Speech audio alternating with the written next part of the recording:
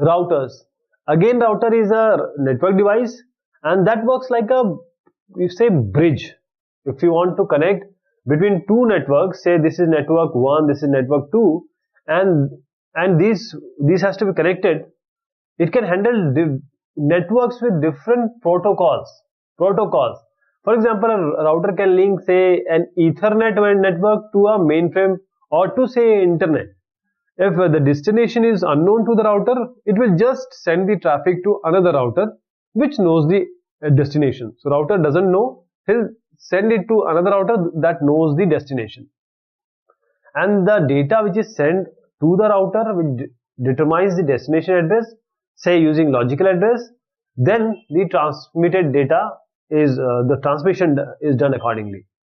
So routers are smarter than hubs and switches, and they have a routing table that they store the calculated part. All the algorithm is there. Traveling salesman problem, Dijkstra algorithm.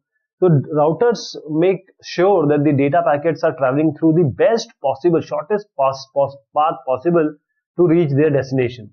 And if a link between two router fails, the sending router can determine also the alternative route to keep the traffic moving. And routers provide the connectivity inside the enterprises, between the enterprises and the internet. Within an ISP, routers can be wired or wireless.